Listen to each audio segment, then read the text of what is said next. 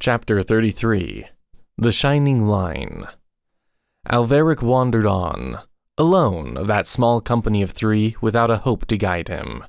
For Niv and Zind, who were lately led by the hope of their fantastic quest, no longer yearned for Elfland, but were guided now by their plan to hold Alveric back from it. They vacillated more slowly than sane folk, but clung with far more than sane fervor to each vacillation. And Zind, that had wandered through so many years with the hope of Elfland before him, looked on it, now that he had seen its frontier, as one of the rivals of the moon. Niv, who had endured as much for Alveric's quest, saw in that magical land something more fabulous than was in all his dreams. And now when Alveric attempted lame casualties with those swift and ferocious minds, he received no more answers from Zind than the curt statement, "It is not the will of the moon," while Niv would only reiterate, "Have I not dreams enough?" They were wandering back again past farms that had known them years before. With their old gray tint, more tattered they appeared in the twilight, adding a shade to the evening, in fields wherein they and their tint had become a legend. And never was Alveric unwatched by some mad eye, lest he should slip from the camp and come to Elfland, and be where dreams were stranger than Niv's, and under a power more magical than the moon. Often he tried, creeping silently from his place in the dead of night. One moonlit night he tried first, waiting awake till all the world seemed sleeping. He knew that the frontier was not far away, as he crept from the tent into the brightness and black shadows, and past Niv sleeping heavily. A little way he went, and there was Zind sitting still on a rock, gazing into the face of the moon. Round came Zind's face, and newly inspired by the moon he shouted and leaped at Alveric. They had taken away his sword, and Niv woke and came towards them with immense fury, united to Zind by one jealousy, for each of them knew well that the wonders of Elfland were greater than any fancy that their minds would ever know. And again he tried, on a night when no moon shone. But on that night, Niv was sitting outside the camp, relishing in a strange and joyless way a certain comradeship that there was between his ravings and the interstellar darkness. And there in the night, he saw Alveric slipping away towards the land whose wonders far transcended all Niv's poor dreams. And all the fury the lesser can feel for the greater awoke at once in his mind, and creeping up behind him without any help from Zind, he smote Alveric insensible to the ground. And never did Alveric plan any escape after that, but that the busy thoughts of madness anticipated it. And so they came, watchers and watched, over the fields of men. And Alveric sought help of the folks of the farms, but the cunning of Niv knew too well the tricks of sanity, so that when the folk came running over their fields to that queer gray tent from which they heard Alveric's cries, they found Niv and Zind poised in a calm that they had much practiced, while Alveric told of his thwarted quest of Elfland.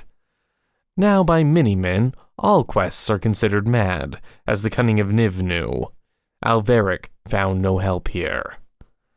As they went back by the way by which they had marched for years, Niv led that band of three, stepping ahead of Alveric and Zind, with his lean face held high, made all the leaner by the long thin points to which he had trained his beard and his mustaches, and wearing Alveric's sword that stuck out longer behind him and its hilt high in front, and he stepped and perked his head with a certain air that revealed to the rare travelers who saw him that his sparse and ragged figure esteemed itself the leader of a greater band than were visible.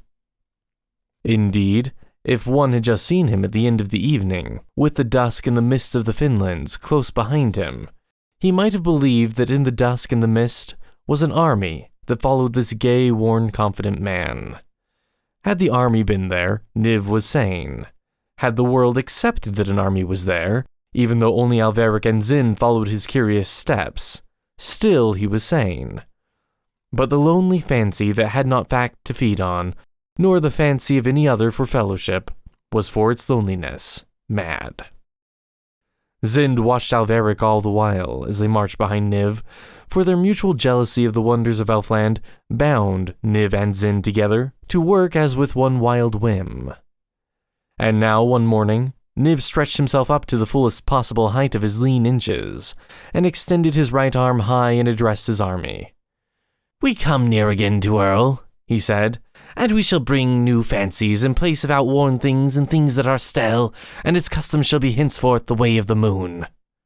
Now Niv cared nothing for the moon, but he had great cunning, and he knew that Zind would aid his new plan against Earl, if only for the sake of the moon. And Zind cheered till the echoes came back from a lonely hill, and Niv smiled to them like a leader, confident of his hosts.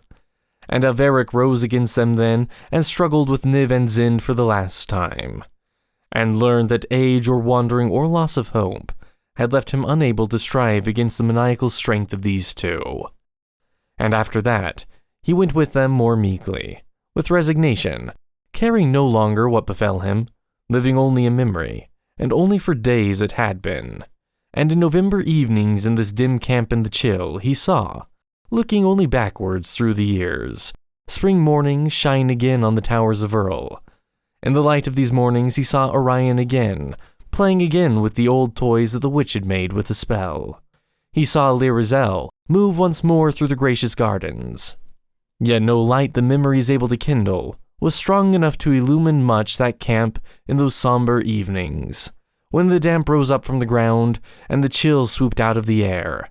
And Niv and Zind, as darkness came stealing nearer, began to chatter, in low, eager voices, schemes inspired by such whims as throve at dusk in the waste.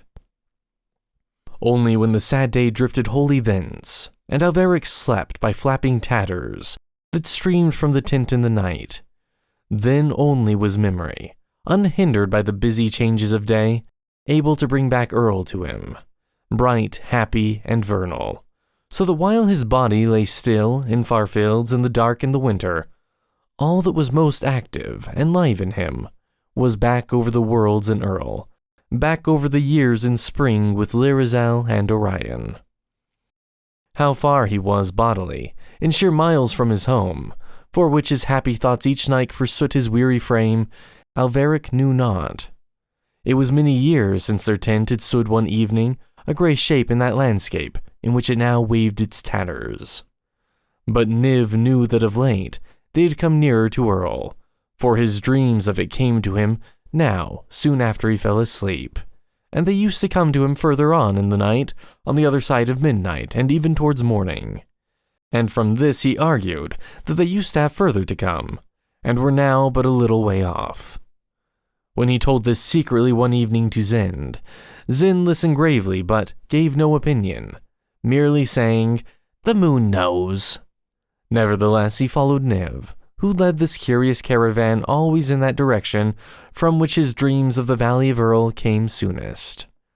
And the queer leadership brought them nearer to Earl, as often happens, where men follow leaders that are crazy or blind or deceived. They reach some port or other, though they stray down the years with little foresight enough. Were it otherwise, what would become of us? And one day the upper parts of the towers of Earl looked at them out of blue distance, shining in early sunlight above a curve of the downs. And towards them, Niv turned at once and led directly, for the line of their wandering march had not pointed straight to Earl, and marched on as a conqueror that sees some new city's gates. What his plans were, Alveric did not know, but kept to his apathy. And Zind did not know, for Niv had merely said that his plans must be secret. Nor did Niv know, for his fancies poured through his brain and rushed away. What fancies made what plans in a mood that was yesterday's, how could he tell today? Then as they went, they soon came to a shepherd, standing amongst his grazing sheep and leaning upon his crook, who watched and seemed to have no other care, but only to watch all things going by, or when nothing passed, to gaze and gaze at the downs, till all his memories were fashioned out of their huge grass curves. He stood, a bearded man, and watched them with never a word as they passed. And one of Niv's mad memories suddenly knew him, and Niv held him by his name, and the shepherd answered. And who would he be but Vand? Then they fell talking, and Niv spoke suavely, as he always did with sane folk, aping with clever mimicry the ways and the tricks of sanity, lest Alveric should ask for help against him. But Alveric sought no help. Silent he stood and heard the others talking, but his thoughts were far in the past, and their voices were only sounds to him. And Vand inquired of them if they had found Elfland, but he spoke as one asks of children, if their toy boat has been to the Happy Isles.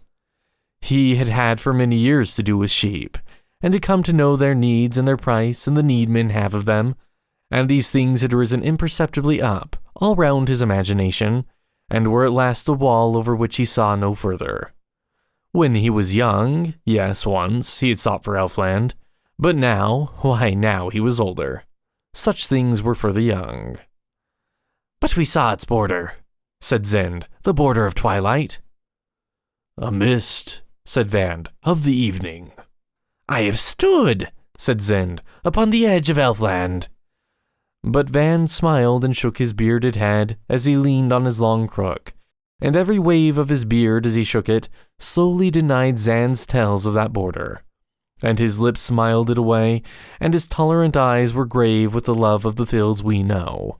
"No, not Elfland," he said, and Niv agreed with Vand, for he watched his mood, studying the ways of sanity, and they spoke of Elfland lightly, as one tells of some dream that came at dawn and went away before waking.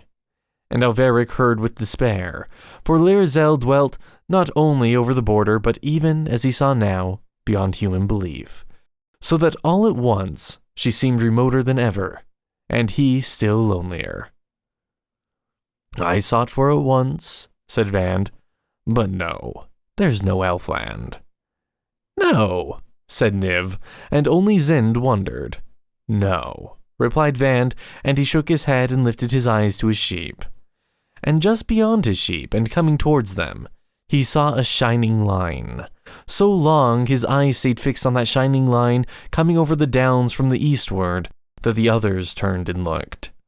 They saw it too, a shimmering line of silver, or a little blue like still, flickering and changing with the reflection of strange passing colors. And before it, very faint like threatening breezes breathing before a storm, came the soft sound of very old songs.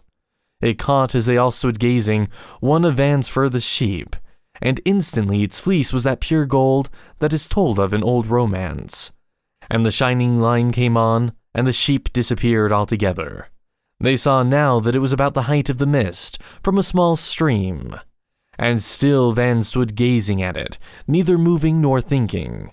But Niv turned very soon and beckoned curtly to Zend, and seized Alveric by the arm and hastened away towards Earl.